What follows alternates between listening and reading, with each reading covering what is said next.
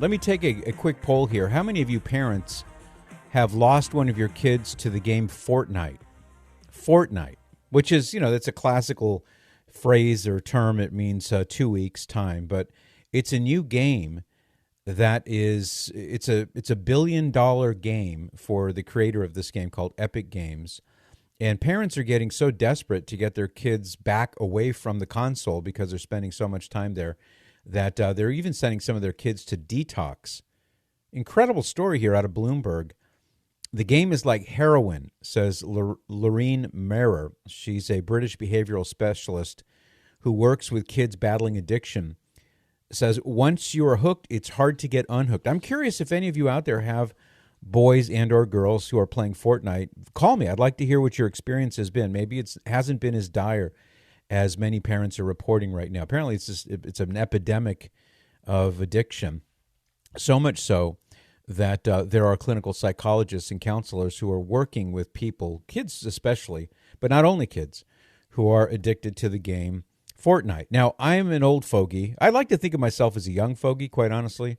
Some people, I'm sure, think of me as an old fogey, but in any case, whatever kind of fogey I am, I'm just so out of it that I only have heard of the game. So, courtesy of Cyrus Simcoe, our technical producer on the program, I have some music for you in case you're like me and you haven't actually heard the music from this game. So let's play some Fortnite music.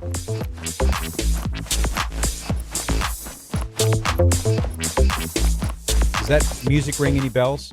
Play it, Cyrus. Play it. Don't be shy. Does this music? Do you ever hear this music coming out of your kid's bedroom or from the basement? Okay, what's the other clip from Fortnite? We have another one. Yeah.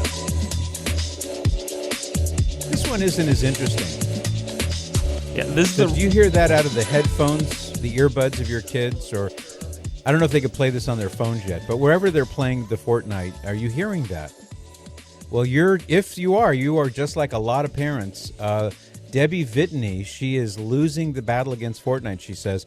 Her 17-year-old son, Carson, has been logging 12 hours a day on Fortnite. Yeah, just keep that rolling because I want the Fortnite vibe here. And maybe some parents are like, oh, my gosh, this is the last sound I want to hear. I don't know. He's searching for weapons and resources. This is a post-apocalyptic world. Now, Cyrus, you and I were chatting about this because you're a little more dialed into pop culture than I am. And how did you describe Fortnite? How was it? It was like the Hunger Games, right? Yeah. Have you ever seen the Hunger Games? I saw the movie. It's just like that. It's 100 players they parachute onto an island. Okay. Everyone, it's a blank board. Everyone has the same chance of winning.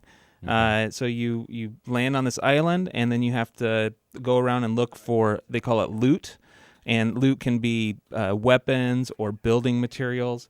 Okay. And then it is a free-for-all, and there's only one winner.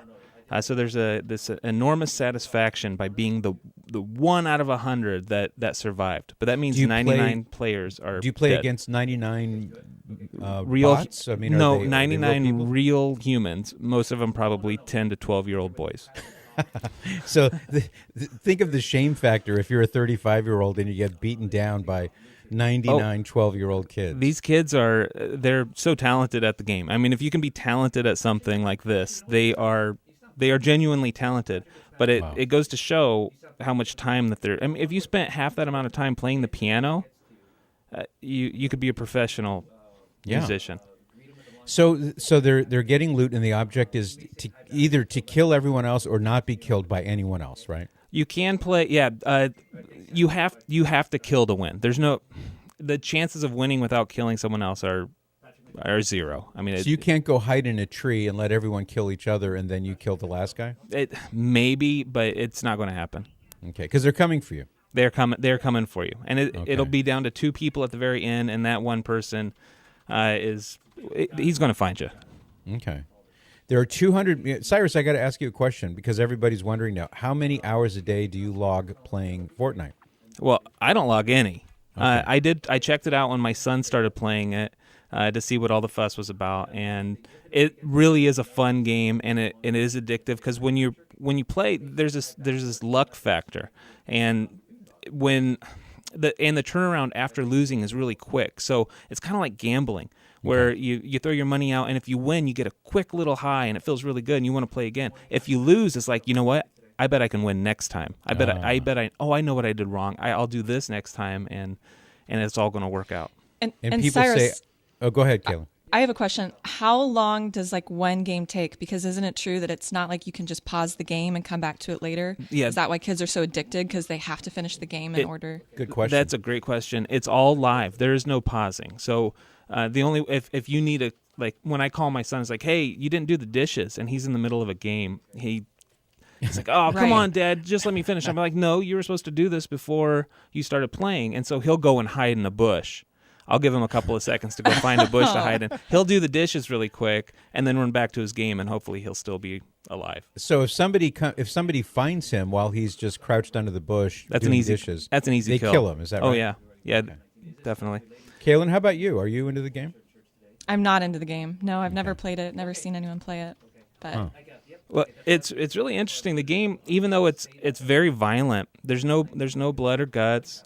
And I don't think the violence is what's addictive about the game. It's kind of like Pac-Man fever, where just everyone's doing it. It's what everyone's talking about. The kids, that's what they're talking about at school. And hopefully this is a fad. Like the last year, the Pokemon characters, right, catching Pokemon. Yeah, we had Pokemon. We had fidget spinners. Like that was everywhere last year, and then it just faded away. And I'm hopeful, like a couple of weeks ago, my son said, I'm kind of getting tired of Fortnite. And that was music to my ears. And so, because you got we'll see. weeks worth of chores yet to do. That's right. Oh, he's way behind on chores. Amazing. Cyrus, you said, oh, I'm sorry, go ahead. But I think you said you had some audio you wanted to play too. Oh, I do. Yeah, I have some. NBC did a nice little story on Fortnite addiction. And I thought our listeners, especially those with kids playing Fortnite, would like to hear it. And call and let us know if when we were playing that floss music earlier, if your kids in the back seat started doing the floss. I want to hear.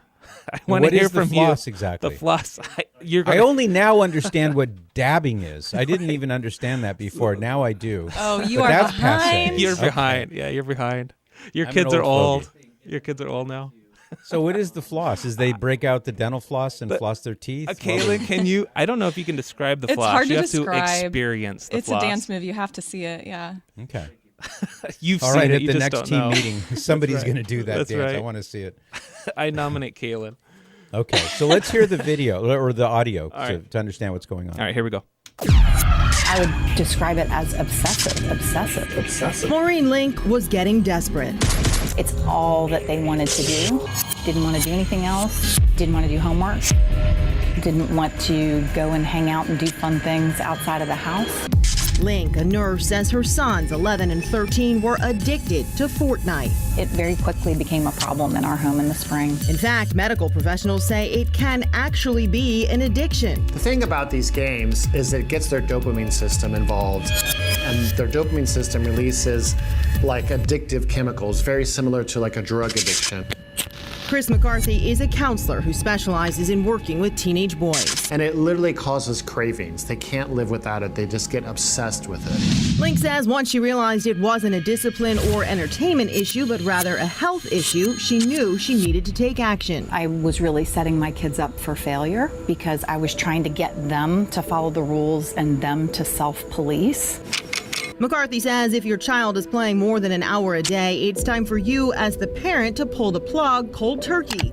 And he says it won't be easy. It's not like they're going to go through true detox and start having headaches or things like that. They're just going to be irritable. They're going to be anxious. They're going to be complaining. Link says she went through all of that with her boys. I would say like 4 to 6 weeks of a very difficult transition. She got help from other moms who were also facing down Fortnite. Fortnite is really taken over. And from the group Families Managing Media. We suggest that you take at least a month off and you recalibrate your child's habits and their interests, because they might have forgotten about soccer. They might have forgotten about how much they love to draw or how much they love their music. Link took more than a month. She took it away permanently. And there's no question for me that we've made the right decision for our kids.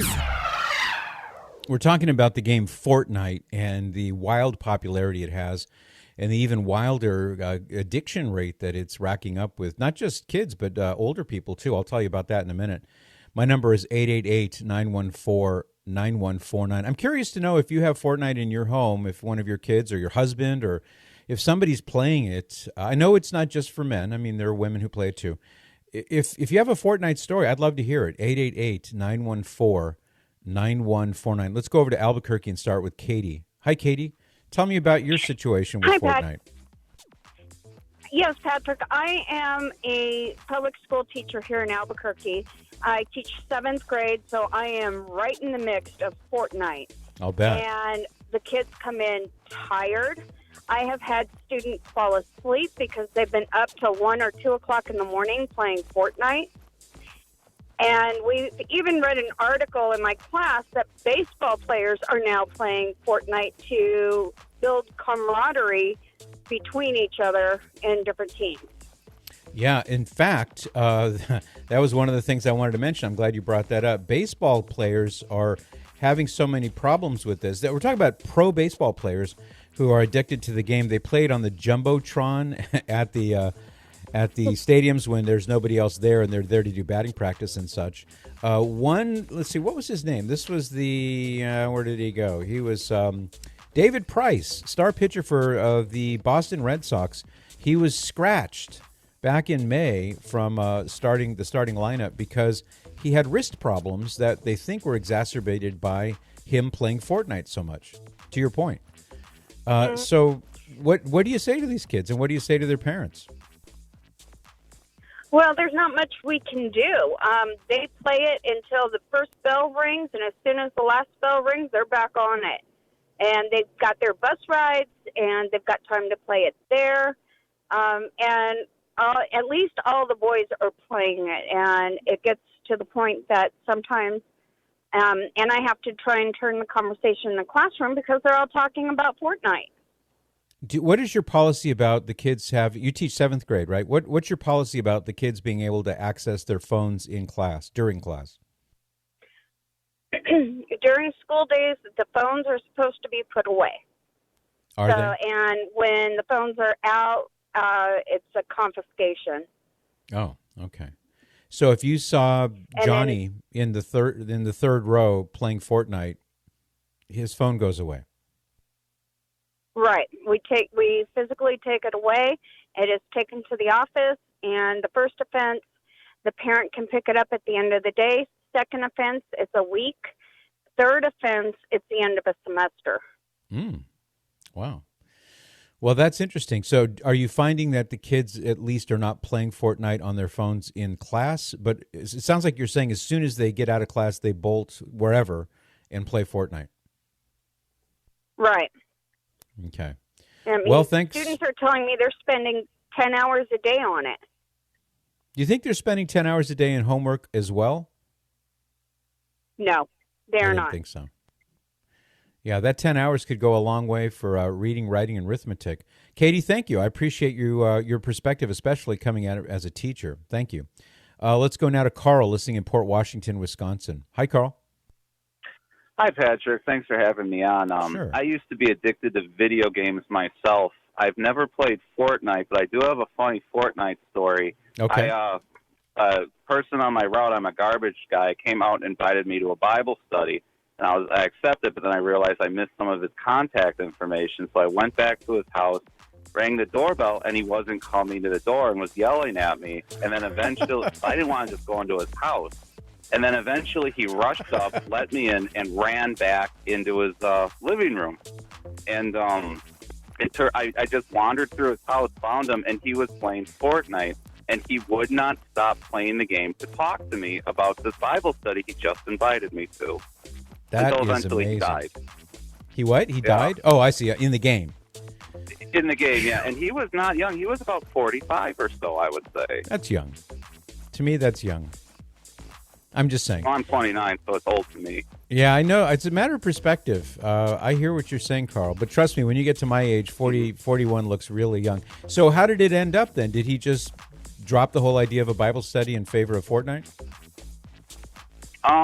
No, as best I could tell, he kind of managed his Bible study around that. I ended up not going to the Bible study. just because it was a little far away for me to go to after work. Yeah. Well, I can But understand. I can say from experience. I was just going to say, too, it's like I used to be addicted to video games. I could play them 10 hours a day. They'd keep me up at night when I had work the next day. It is an addiction. I can confirm that. How did you kick the habit? Serious question, Carl. How did you get out of that addiction? Well, I just saw the damage it was doing to me. Like some games would keep track of how long you've played them. And when I would get to the 100-hour mark on a single video game, and it was just repetitive, doing the same thing over and over again, I would stop and think to myself, like, my gosh, what am I doing with my life? And it started to affect my marriage. And, I could see the writing on the wall. I was just dumping too much time into it. And it slowly happened over time, and I was able to kick it. But it wasn't quick. It did take time. I bet your wife is so happy now that you are free from that, huh? Oh, absolutely. I'll do the dishes now and actually help around the house. And, we have more time for each other. So I don't miss it one bit. That's great. Well, I'm glad that you're talking about this, Carl, because I'm sure there are plenty of people listening for whom this is an addiction, and you've given them some hope. I appreciate that, Carl. Thank you for calling in. Jim in Chicago, thank you for calling in. Gotcha. Thank you for having me on your show. Sure. One comment I had was my son has been playing it for about a year, and at one point I realized you get to choose your character and what they look like. And while you can choose like a soldier-type person, there's a disproportionate number of attractive female characters running around. And I thought initially, like, that's kind of odd, but then I thought for 14-year-old boys, it makes perfect sense. Makes perfect sense. Very attractive, animatronic women running around, and I think that's also part of the allure for these young men. So it's just something to really watch and monitor. Good point. Now, are they? I want to ask the question delicately. Are they scantily clad or are they fully clothed? They're fully clothed, but they're I hate to talk about it like in terms of a cartoon woman, but they're very buxom and like they're not stick figure women. Right. So they're cute. So the cute they're face, they're cute figure. Yep. You don't really see their face much because they're always trying to go kill somebody. They're always chasing somebody. But it's just an odd thing, and I realize for boys, it's right up their alley at that age. So you got to watch that too. And what makes me wonder about that, Jim, is that you've got this cute, shapely girl trying to kill you. That's got to warp something at some point along the way. Thanks, Jim. Appreciate that. Let's go to Donnie now in Paterson, New Jersey. Hi, Donnie. Hey, Patrick. Yes, sir. I'm just trying to get you up the Bluetooth. That would be good. Yeah, thank you. Oh, great. How's it going? This is my first time calling. I can't believe I got through. Yeah, me either. The lines are full, so you just snuck right in. But thanks for calling. So tell me about your feelings awesome. about Fortnite. Yeah, well, the whole thing with the Fortnite. My son, he's 12 years old, and he started playing it. And at first, it was something fun. He got into it, and we would reward him. He would get good grades and do something really good in school, or do something in around the house or whatever. Yeah, of course you can have $5. Dad, I'd rather you give me $5 in Fortnite money than give me $10 in real money. So I used to be like, all right, that's a good deal. Why not? So I was give it to him. Then one day he earned, I think it was like $20 from his CCD class. And the teacher had told him, I'll give it to you in a card so that you could buy it. But she'd never got the card. And then my wife said, don't worry about it. She gave me the cash. We'll give you the money. How do you earn? He took it upon himself. I never earned $20 in my CCD classes when I was a kid. How do you do that? I'm telling you, this kid is phenomenal. This kid knows just about everything. He's like the best in his class. She reviews stuff. He knows it already. Okay. The prayers, okay, gotcha. He has them all memorized. So what happened then with your son and the Fortnite addiction? So he took it upon himself. To go into my wife's purse. He bullied his little brother so that he could go inside my wife's purse to take out her credit card so that he could get the $20 that she said she was going to give him. Oh, boy. And we couldn't believe it. And my wife said, do you know what you just did? He goes, yeah, I know, I stole. So the only thing we could do was we just completely took the game away. And in the beginning, anxiety. He was just angry about everything. He didn't want to be bothered. He was just miserable. Yeah, you took away his Then drug. after that, he just started coming around. Yeah, and after that, he just started coming around. He's less aggressive with the kids, with his siblings. Now he's like more like wanting to hang out with us now, like game night.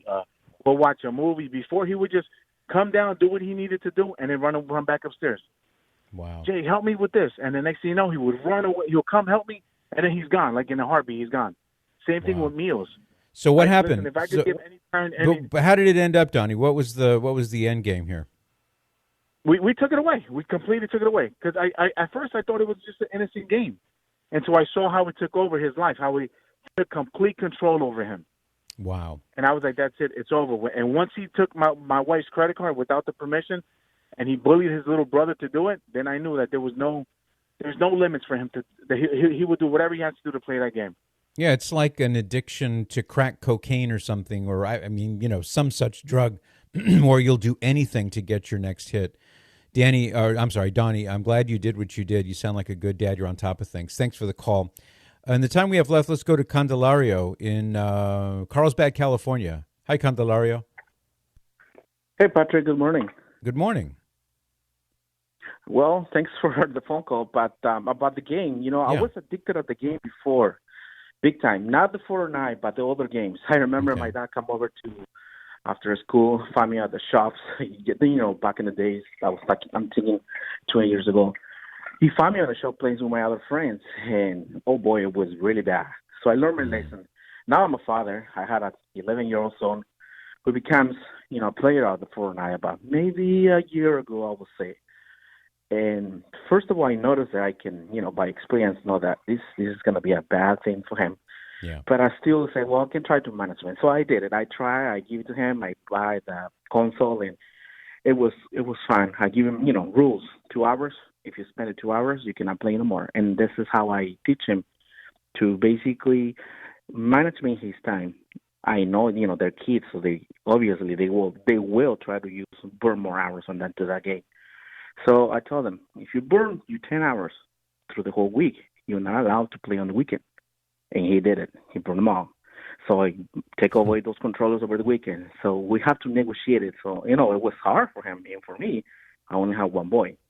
But on the end, I noticed that there's not just the video game, it's his friends who play the same video games. They call them between nighttime hours and the daytime hours.